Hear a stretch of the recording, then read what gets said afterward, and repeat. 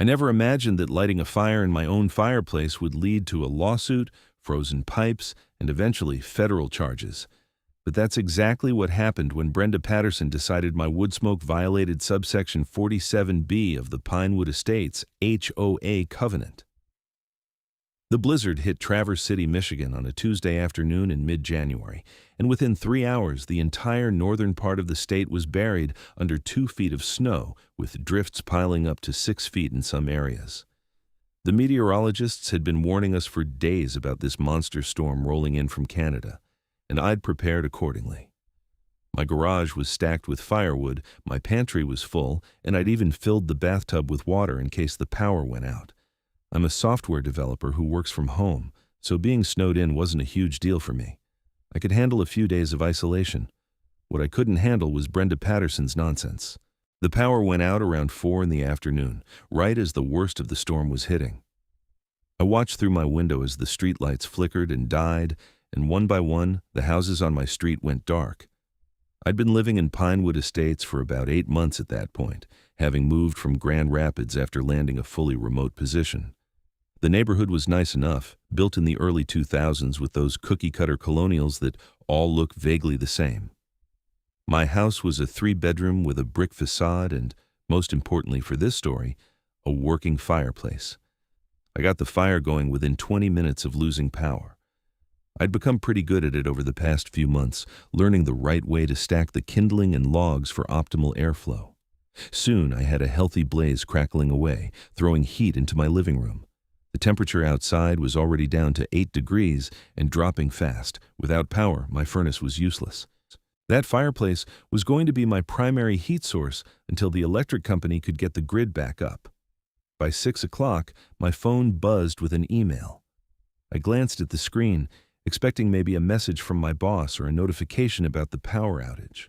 Instead, I saw it was from the Pinewood Estates HOA, sent by Brenda Patterson, the association president. My stomach sank even before I opened it. The email read, "Dear Mr. Harrington, it has come to my attention that you are currently burning wood in your fireplace, creating excessive smoke that is visible from the street. Per the Pinewood Estates Homeowner Association, covenants, conditions, and restrictions, specifically, subsection 47B, paragraph 12, the creation of smoke, odors, or other atmospheric pollutants that may constitute a nuisance to neighboring properties is strictly prohibited. I am formally notifying you of this violation and requesting that you cease this activity immediately. Failure to comply will result in daily fines of $200 until the violation is remedied. This email serves as your official first notice. Regards, Brenda Patterson, HOA President." I read it 3 times, certain I must be misunderstanding something. She wanted me to stop heating my house during a blizzard with no power because she didn't like seeing smoke from my chimney. I walked to my window and looked out at the street. The snow was coming down so hard I could barely see across to the houses on the other side. The wind was howling, creating that eerie whistling sound that only happens during the worst winter storms, and Brenda was worried about wood smoke. I typed out a reply, trying to keep it polite despite my frustration. "Hi Brenda, I understand your concern, but my power is out and the fireplace is currently my only heat source.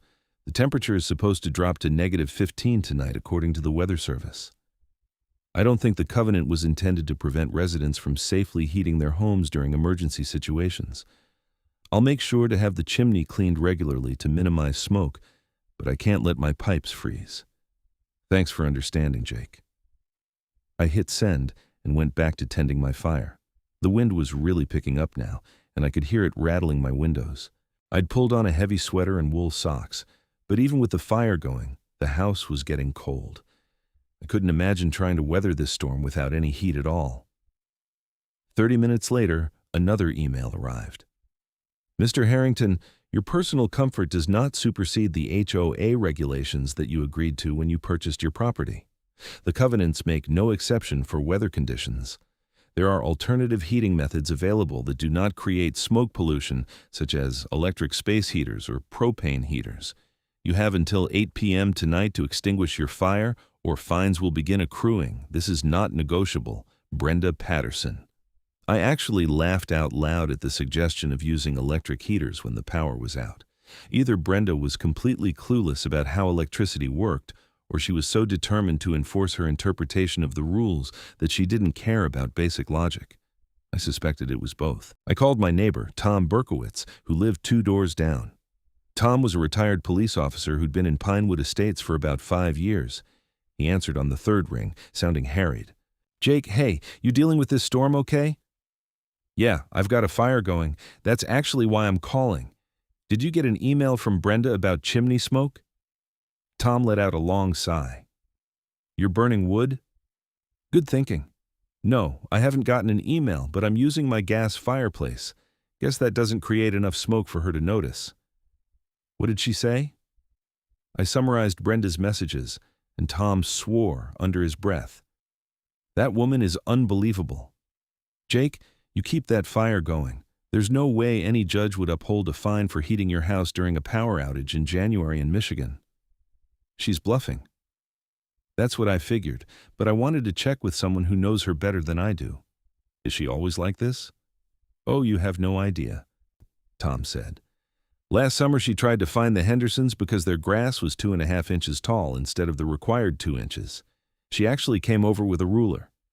The Hendersons ended up selling and moving to Williamsburg. Brenda's been president for 3 years now, and she's driven out at least 6 families that I know of." We talked for a few more minutes before Tom had to go deal with a potential pipe issue in his basement. I hung up feeling validated in my decision to ignore Brenda's demands, but also increasingly annoyed that I had to deal with this nonsense during what was already a stressful situation. The storm continued to rage through the night. I kept the fire going, adding logs every couple of hours. I'd set up a sleeping bag on the couch near the fireplace, since my bedroom upstairs was freezing. Around midnight, I checked my email one more time before trying to sleep. There was another message from Brenda, time-stamped at 8:47 p.m. "Mr. Harrington, I drove past your residence at 8:15 p.m. and observed that smoke was still emanating from your chimney. You are now in violation and will be assessed a fine of $200 per day beginning today, January 17th. Additionally, this violation will be reported at the next HOA board meeting and may result in a lien being placed against your property if the fines are not paid within 30 days. I take no pleasure in enforcing these rules, but as president, it is my duty to ensure all residents comply with our community standards. Brenda Patterson." I couldn't believe she'd actually driven around during a blizzard just to check if I was still using my fireplace. The roads had to be completely impassable. Even the snowplows had given up around 7 o'clock. The fact that she was out there in these conditions just to catch me in violation of her made-up interpretation of the HOA rules was genuinely disturbing. I didn't reply. There was no point. I was going to keep my fire going, and she was going to keep sending threatening emails, and eventually we'd let lawyers or a judge sort it out. I'd never been sued before, but I wasn't about to freeze to death to avoid it. Wednesday morning brought no relief from the storm. If anything, it had gotten worse overnight. I woke up around 7 to find that the snow had completely buried my first-floor windows. I had to go upstairs to see outside, and what I saw was a complete whiteout. The snow was still falling heavily, and the wind was creating huge drifts that had swallowed cars, mailboxes, and anything else less than 5 feet tall. I checked my phone and found that I had a weak cellular signal, but no internet. The local news website, when it finally loaded, reported that northern Michigan was experiencing one of the worst blizzards in 50 years. The governor had declared a state of emergency. All roads were closed. Power companies were saying it could be 3 to 5 days before electricity was restored to some areas. The National Weather Service was urging people to stay inside and conserve heat. I had 4 new emails from Brenda. The first 3 were variations on her previous messages, each one escalating in tone and threatening additional fines. The 4th one, sent at 6:23 a.m., was different. "Mr. Harrington, I have been monitoring your property throughout the night, and I can confirm that you have been continuously violating the smoke ordinance for over 12 hours now. I have documented this violation with photographs and timestamps. However, I am willing to waive the fines if you immediately cease burning wood and issue a written apology to the HOA board acknowledging your violation. This is a one-time offer. You have until noon to respond. Brenda Patterson. I looked at the timestamp again. She'd sent this at 6:23 in the morning during an ongoing blizzard, which meant she'd either stayed up all night watching my house or she'd gotten up before dawn to check on my chimney. The level of obsession was genuinely creepy. I decided to try one more time to reason with her. Brenda, I appreciate your dedication to the HOA rules, but this is getting out of hand. The governor has declared a state of emergency. The National Weather Service is telling people to conserve heat. I am not going to extinguish my only heat source during a blizzard. Once the power is restored, I'll be happy to discuss the smoke issue and potential solutions, like having my chimney professionally cleaned or using different types of wood. But right now, my priority is staying safe and keeping my pipes from freezing. I hope you can understand that. Jake. I made myself breakfast on the fireplace, balancing a pan on the grate to cook some eggs and bacon. It wasn't the most efficient cooking method, but it worked. I was actually starting to enjoy the pioneer experience of it all, living without electricity and making do with what I had. It would have been peaceful if not for Brenda's constant harassment.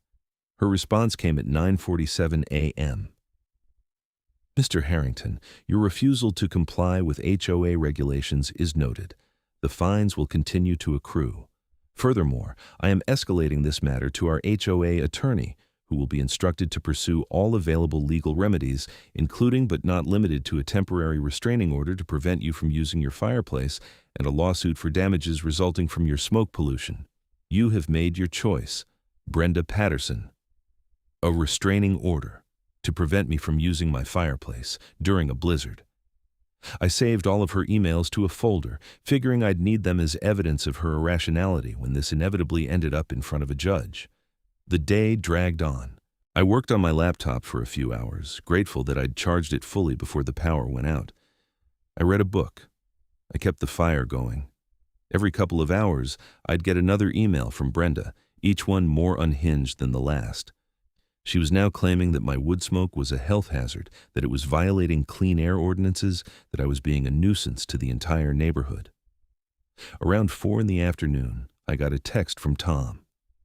Hey Jake, I just talked to Susan Moretti across the street. She said Brenda called her asking if she was bothered by your smoke. Susan told her no and to leave you alone. Brenda apparently called at least 5 other neighbors asking the same thing. Nobody is backing her up. Just wanted you to know you've got support here. That made me feel better. At least I wasn't going crazy. If the other neighbors weren't bothered by my fireplace, then Brenda was clearly on a personal crusade rather than representing any kind of community concern. Wednesday night was even colder than Tuesday. The temperature dropped to -12 degrees and the wind chill made it feel like -35. I kept the fire roaring and tried to stay warm. I'd closed off most of the house, hanging blankets over doorways to keep the heat concentrated in the living room and kitchen area. It was still cold enough that I could see my breath in parts of the house. I didn't get any emails from Brenda that night, which struck me as odd given her pattern of constant communication. I figured maybe she'd finally given up, or maybe her internet was out too. Thursday morning brought the first break in the storm. The snow had finally stopped falling, though the wind was still blowing hard enough to create ground blizzards that reduced visibility to almost nothing. I ventured outside for the first time since Tuesday afternoon, wading through thigh-deep snow to check my chimney and make sure it wasn't blocked. Everything looked fine. The smoke was venting properly, and there was no dangerous buildup. While I was outside, I noticed something odd. I couldn't see any smoke coming from Brenda's chimney, which was visible from my backyard. Her house was a large colonial 4 doors down from mine, painted an aggressive shade of yellow that she'd somehow gotten approved despite the HOA's usual restrictions on house colors. I knew she had a fireplace because I'd been to one HOA meeting where she'd bragged about its custom marble surround. More curiously, I didn't see any lights on in her house. Most of the neighbors who had gas fireplaces or generators had at least some interior lighting visible. Brenda's house was completely dark. I trudged back inside and checked my email. Nothing from Brenda since yesterday morning, which was definitely unusual. I had a weird feeling in my gut but pushed it aside. She was probably fine. Maybe her phone had died, maybe she'd decided to stay with family. It wasn't my problem. Thursday afternoon, the power finally came back on. I heard my refrigerator kick on and actually cheered out loud. I immediately turned up my thermostat and felt the furnace rumble to life. The house started warming up quickly, and I was able to let my fire die down to embers.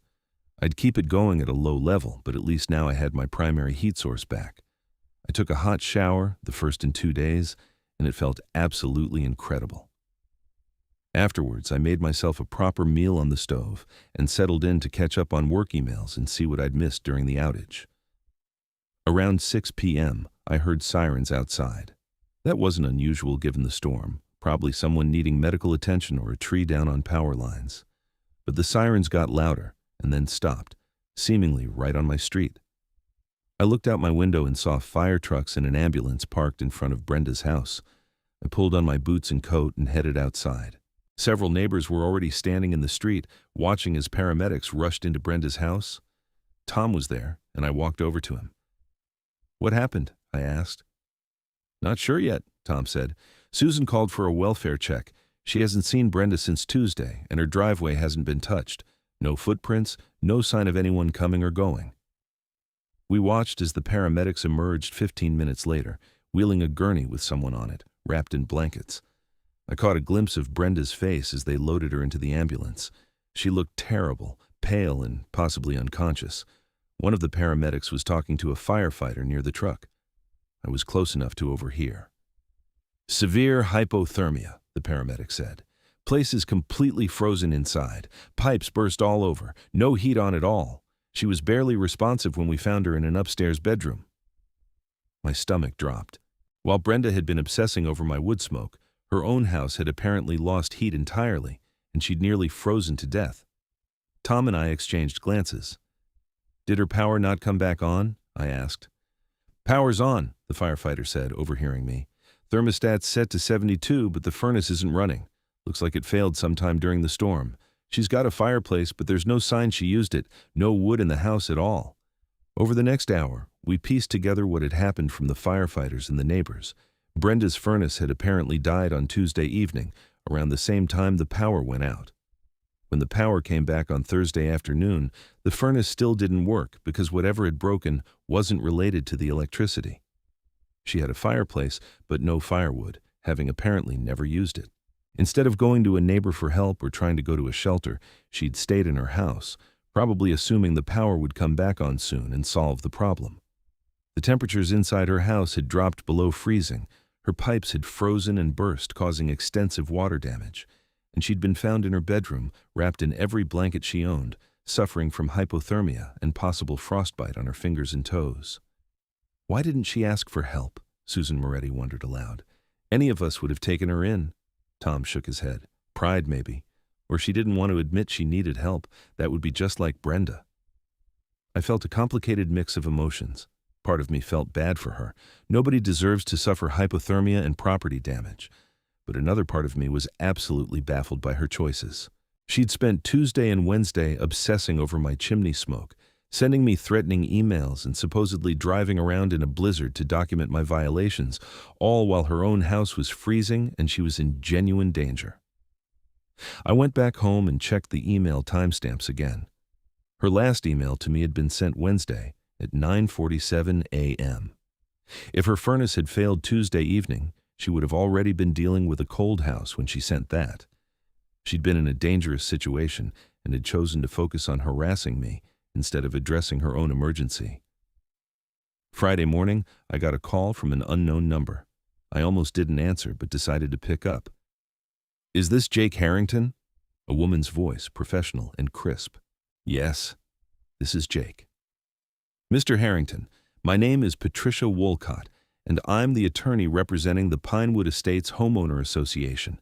I'm calling regarding the violations that have been documented against your property." I took a deep breath. I'm aware that Mrs. Patterson has claimed I violated the HOA covenants by using my fireplace during the power outage. I disagree with her interpretation of the rules. "Yes, well, Mrs. Patterson has provided extensive documentation of your violations, including photographs and email correspondence. The HOA board has authorized me to pursue legal action if you don't pay the accrued fines and cease the prohibited activity." I'm not paying any fines, I said firmly. I used my fireplace as a heat source during a state of emergency, which I believe any reasonable person would consider a necessary and appropriate action. If the HOA wants to sue me over it, that's their choice. But I think you should know that Mrs. Patterson was hospitalized yesterday for hypothermia because her own heat failed and she refused to use alternative heating methods. There was a pause on the other end of the line. I wasn't aware of that. Is she all right? I don't know. The paramedics took her to the hospital Thursday evening. You might want to check with the board before proceeding with any legal action. I have a feeling the optics of the HOA suing a resident for not freezing to death aren't going to be great. Patricia cleared her throat. I'll reach out to the board for clarification. Thank you for your time, Mr. Harrington. She hung up. I felt a small sense of satisfaction, but mostly I just felt tired. This whole situation was absurd. Later that day, I learned from Tom that Brenda was stable but would be in the hospital for at least a few more days. She had moderate hypothermia and minor frostbite, but would recover.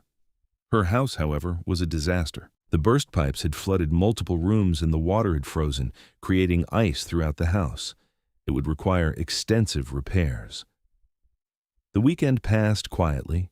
I caught up on work, cleared snow from my driveway and sidewalk, and enjoyed having heat and power again. I kept expecting another email from Brenda or the HOA attorney, but nothing came. Monday morning brought a new development. I received an email from Richard Kowalski, who I vaguely recognized as one of the other HOA board members. Dear Jake, I wanted to reach out personally to apologize for the situation last week. The board has reviewed Brenda's correspondence with you, and we've concluded that her interpretation of the smoke ordinance was not reasonable under the circumstances. The covenant was intended to prevent nuisance activities like burning trash or creating excessive smoke through negligence, not to prohibit residents from safely heating their homes during emergencies. We will not be pursuing any fines or legal action against you. Additionally, the board has voted to place Brenda on administrative leave from her position as president while we review her conduct. She sent those emails and made those threats without consulting the rest of the board, which is not acceptable. Again, I apologize for any stress this caused. If you have any questions, please feel free to contact me. Best regards, Richard Kowalski, HOA Vice President. I read the email twice, pleasantly surprised. It was a reasonable response from reasonable people. I wrote back thanking Richard and asking if there was anything I needed to do on my end. He replied that no action was needed from me, and that the board would be reviewing the HOA covenants to clarify the language around fireplaces and heating sources to prevent similar confusion in the future. I thought that was the end of it. I was wrong. Tuesday afternoon, I got another call from Patricia Wolcott, the HOA attorney. Mr. Harrington, I'm calling with an update. I wanted to inform you that the HOA board has formally removed Brenda Patterson from her position as president, effective immediately. However, there's been an additional development that I think you should be aware of. What's that? I asked, curious. Mrs. Patterson has retained her own attorney and is threatening to sue both you and the HOA. She's claiming that your wood smoke caused her to stay in her house during the blizzard because she was afraid to go outside and be exposed to the smoke pollution. She's alleging that this led to her hypothermia and property damage. I actually laughed. That's the most ridiculous thing I've ever heard. She stayed in her house because there was a blizzard, and she was sending me emails threatening me during that same time period. She can't claim she was incapacitated by smoke while simultaneously documenting violations. I agree that her case is weak, Patricia said, but I wanted to give you a heads up. You may want to retain your own attorney. The HOA will be defending itself against her claims, but you'll need separate representation for any claims she makes against you personally. I thanked her for the warning and hung up. Then I called my friend Derek, who's a lawyer in Grand Rapids. He doesn't do civil litigation himself, but he gave me the names of 3 attorneys who do. I called the first one, a woman named Michelle Torres, and explained the situation. Michelle listened to the whole story and then said, "Okay, so just to be clear, she threatened to sue you for heating your house, then nearly died because she didn't heat her own house, and now she's blaming you for her decision not to heat her house." "That's pretty much it," I confirmed. And you have all the emails she sent you? Every single one, with timestamps. Michelle chuckled. This is either going to be the easiest case I've ever handled or the weirdest. Possibly both. Send me all the documentation you have and let me review it.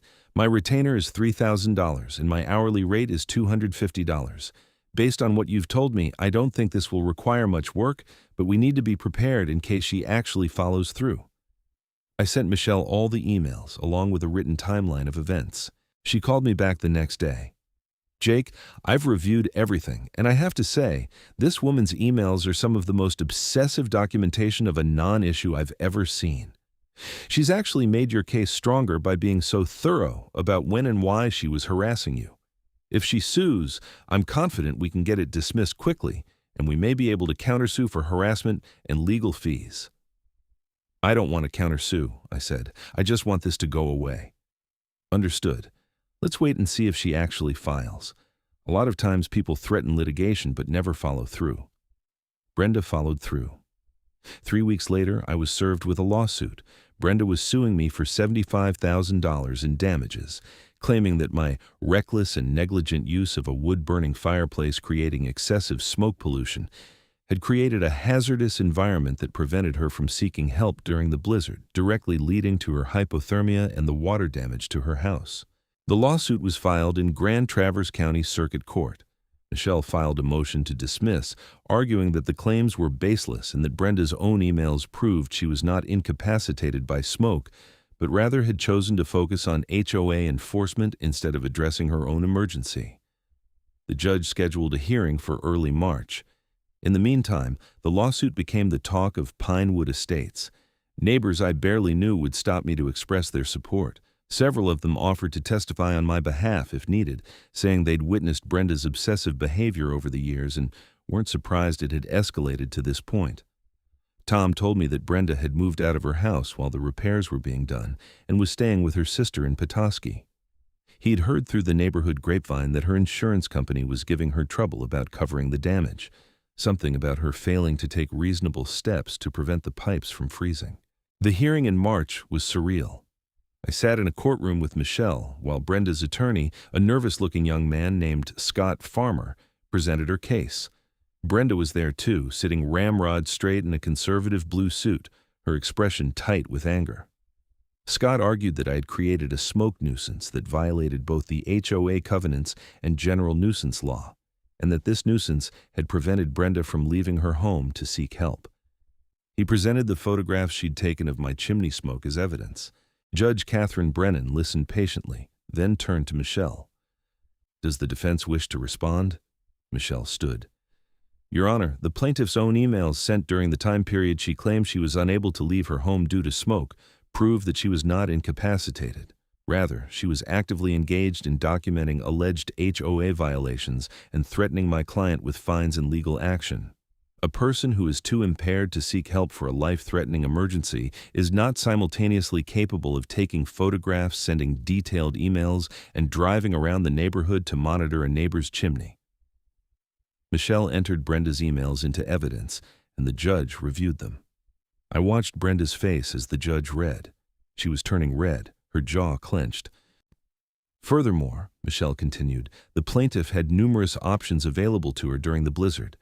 She could have called 911. She could have called any of her neighbors for help. She could have walked 4 houses down to my client's home, where she would have been welcomed despite their disagreement. She chose not to do any of these things. Instead, she chose to remain in her house without heat while simultaneously harassing my client for using his heat source. Her poor decision-making is not my client's responsibility. Judge Brennan looked at Scott. Does the plaintiff have any evidence that the defendant's smoke actually prevented her from leaving her home or seeking help? Scott shuffled his papers.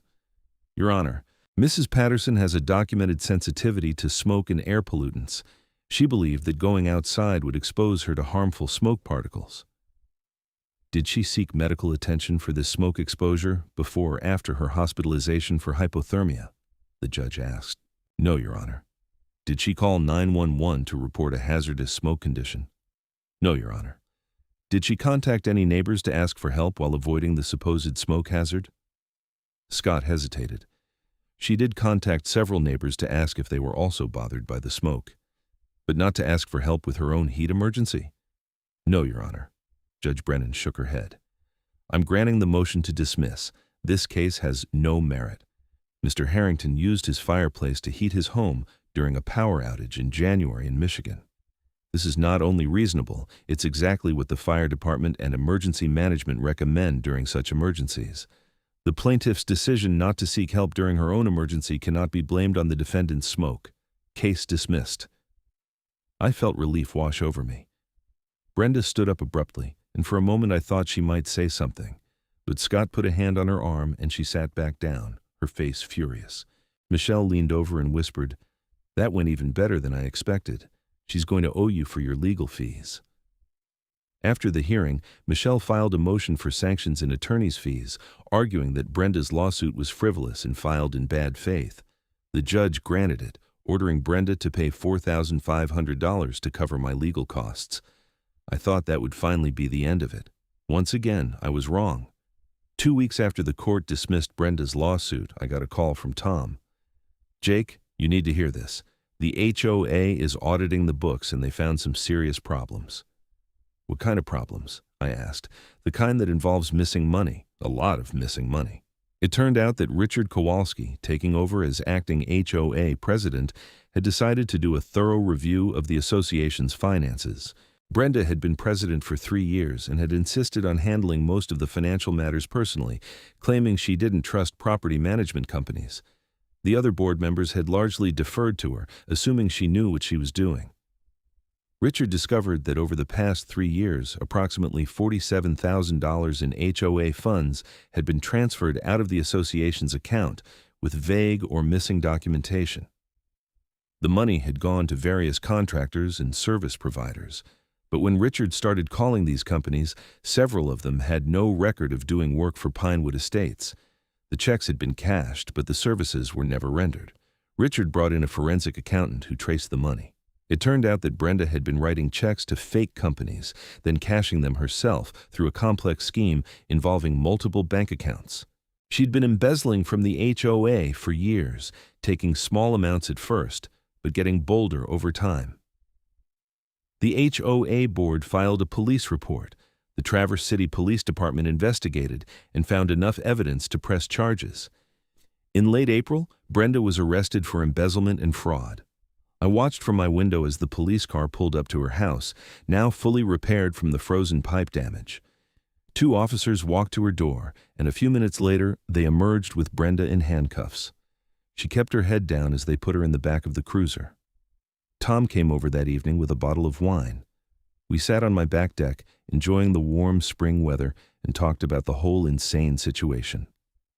"You know what I think happened?" Tom said, pouring us each a glass. "I think she knew the audit was coming. Richard had mentioned at a board meeting in December that he wanted to review the finances and maybe hire a property management company. Brenda fought it hard, but she knew she might not be able to stop it forever. So she was stressed about being caught," I said, following his logic. "Right. And then the blizzard hits, and she sees you using your fireplace, and she just snaps. She fixates on your chimney smoke because it's something she can control, something she can enforce, when everything else in her life is falling apart. It becomes an obsession. And she's so focused on that obsession that she ignores her own furnace failure." "Exactly. And then when that blows up in her face, she tries to sue you to deflect attention and maybe get some money to start paying back what she stole. But that backfires too. And now she's screwed." I shook my head. "It's almost sad when you think about it that way. If she'd just asked for help during the blizzard, or if she'd left me alone about the fireplace, she might have been able to keep embezzling for a while longer. Or," Tom said, raising his glass, "if she'd just not embezzled money in the first place, none of this would have happened. Let's not feel too bad for her. She made her choices." We clinked glasses and drank to that. Brenda's criminal case moved through the system over the next few months. Her attorney tried to argue that she'd had a mental health crisis and that the stress of her HOA duties had pushed her to make poor decisions. The prosecutor wasn't buying it. The embezzlement had been going on for years, carefully planned and executed. It wasn't an impulsive act. In August, Brenda pleaded guilty to embezzlement and fraud charges in exchange for a reduced sentence. She was ordered to pay full restitution to the HOA, plus fines, and was sentenced to 18 months in county jail, followed by 3 years of probation. The Pinewood Estates HOA hired a property management company and rewrote their covenants to clarify a lot of the vague language that Brenda had exploited over the years. The section about smoke and air pollution was revised to explicitly allow the use of fireplaces for heating purposes, with reasonable restrictions about maintenance and proper operation. Richard remained as president, and under his leadership, the HOA became what it should have been all along, a low-key organization focused on maintaining common areas and handling legitimate community issues, not harassing residents over minor perceived infractions. I ran into Susan Moretti at the grocery store in September, and she told me that several former residents who'd left Pinewood Estates because of Brenda's harassment were considering moving back. The neighborhood had a completely different feel now, more relaxed and friendly. As for me, I made sure to get my chimney professionally cleaned and inspected that fall. When winter came around again, I used my fireplace regularly, enjoying the warmth and ambiance without any fear of threatening emails. I'd even joined the HOA board as the treasurer, figuring that my background in software development and my attention to detail would help keep the finances transparent and clean. The first snowfall of the season came in late November. I built a fire that evening, watching through my window as the flakes drifted down and accumulated on the trees and roofs. My chimney sent a steady stream of smoke up into the cold night air, and I thought about how differently things might have gone. If Brenda had been a different person, less obsessed with control and enforcement, she might have knocked on my door during that blizzard and asked if she could wait out the storm by my fire. I would have said yes. We could have sat together, two neighbors helping each other through a difficult situation, and maybe she never would have ended up hospitalized, bankrupt, and imprisoned. But Brenda had been who she was, rigid, obsessive, unable to see past her own need for control. And in the end, that need had destroyed her. I poked at the fire, sending sparks spiraling up the chimney. Outside, the snow continued to fall, blanketing Pinewood Estates in white. Smoke rose from several chimneys on my street, mine included, and nobody was complaining about it. Nobody was documenting violations or sending threatening emails. We were just neighbors, staying warm, getting through winter the way people have done for thousands of years. Tom texted me around 8 o'clock. "Fire going? Want to come over for chili?" I banked my fire, pulled on my coat, and walked through the gentle snow to Tom's house. His fireplace was going too, and the smell of wood smoke and cooking chili filled his kitchen. A few other neighbors showed up over the next hour, and we ended up having an impromptu gathering, sharing food and stories and warmth. Someone mentioned Brenda at one point, wondering how she was doing in jail. The conversation got quiet for a moment, and then Richard raised his glass of beer. "To lessons learned," he said, "and to being better neighbors than we have to be." We all drank to that, and then someone changed the subject to the upcoming holidays, and the evening moved on. I walked home around 11, my stomach full and my mood light. The snow had stopped, and the sky had cleared, revealing brilliant stars. The temperature was dropping fast, and I could see my breath in the cold air. Smoke drifted from the chimneys of a dozen houses, rising into the night sky and dissipating into nothing. I went inside and rebuilt my fire, adding logs until the flames were dancing high. I sat on my couch with a book, warm and comfortable and grateful for the simple things: heat, shelter, and neighbors who understood that sometimes you just need to burn some wood to make it through the winter. The legal settlements took a few more months to fully resolve. Brenda's house was eventually sold to pay part of her restitution to the HOA. A young couple with 2 kids bought it, and they were delightful neighbors, the kind who waved hello and helped shovel each other's driveways. The husband, Marcus, worked as a firefighter, and he actually came over to check my chimney one day and give me tips on proper fire maintenance. We became good friends. The HOA recovered most of the embezzled funds through the combination of Brenda's house sale, seizure of her other assets, and a settlement with the bank that had allowed her to cash checks to fake companies without proper verification. It wasn't quite the full amount, but Richard decided that pursuing Brenda for more money while she was in jail wouldn't accomplish anything productive. I ended up writing an article about the whole experience for a community safety blog, focusing on the importance of emergency preparedness and not letting HOA rules prevent you from taking necessary safety measures. It got shared pretty widely, and I received messages from people all over the country with their own HOA horror stories. Some of them made Brenda look reasonable by comparison. One evening in February, almost exactly a year after the blizzard, I was sitting by my fireplace reading when I got an unexpected email. It was from Brenda. The email was brief.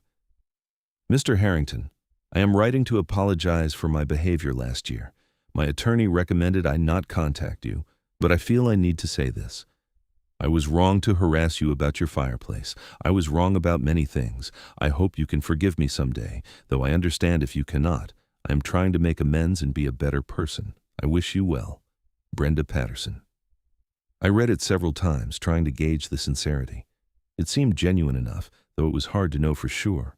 I showed it to Michelle, my attorney, who advised me not to respond. She might be sincere, Michelle said, but she also might be looking for ammunition for an appeal or some way to reduce her sentence. Better to just leave it alone.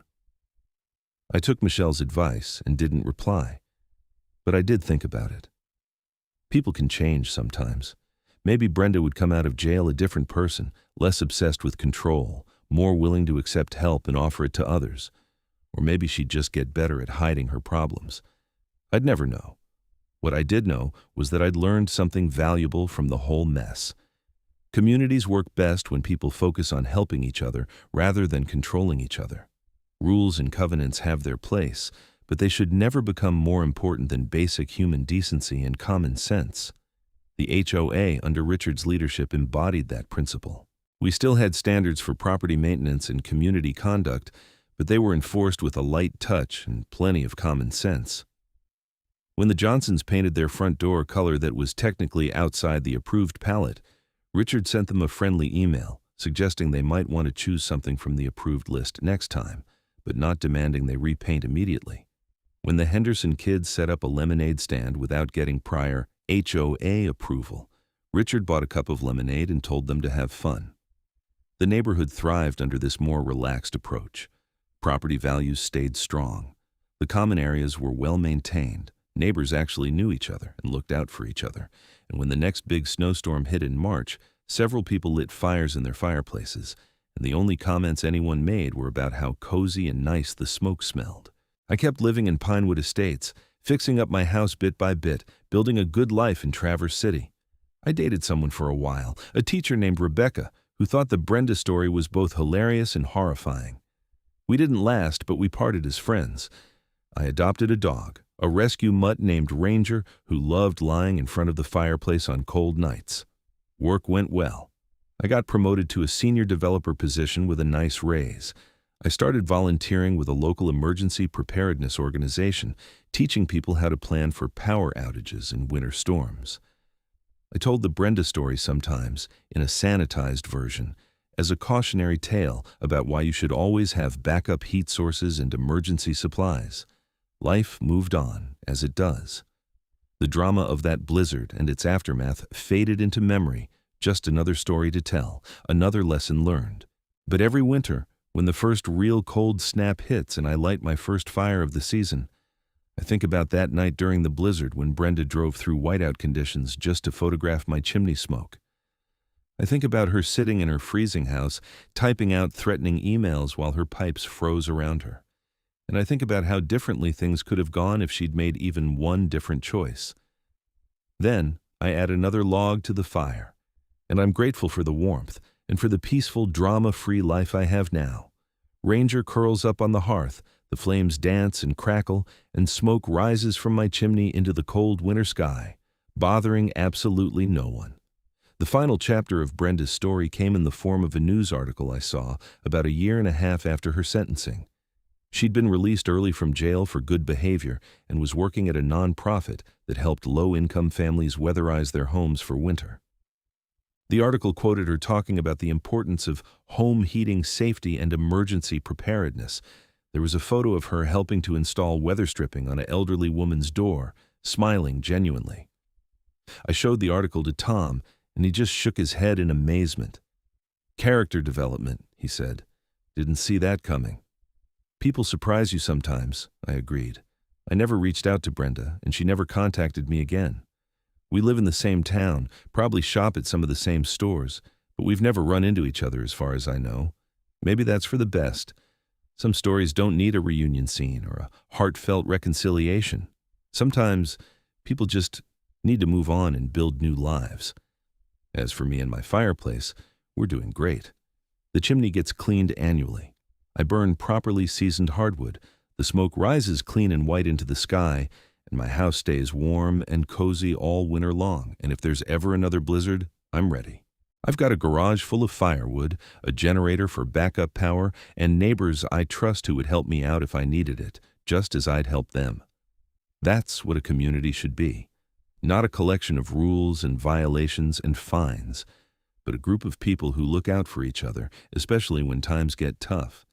It took a nearly fatal blizzard, a frivolous lawsuit, and an embezzlement scandal for Pinewood Estates to learn that lesson, but we learned it well. These days, when I sit by my fire on a cold winter night, I sometimes raise a glass to the ghost of the old Brenda, the one who was so obsessed with smoke ordinances that she nearly destroyed herself. And then I raise another glass to the new Brenda, wherever she is, hoping she's found some peace.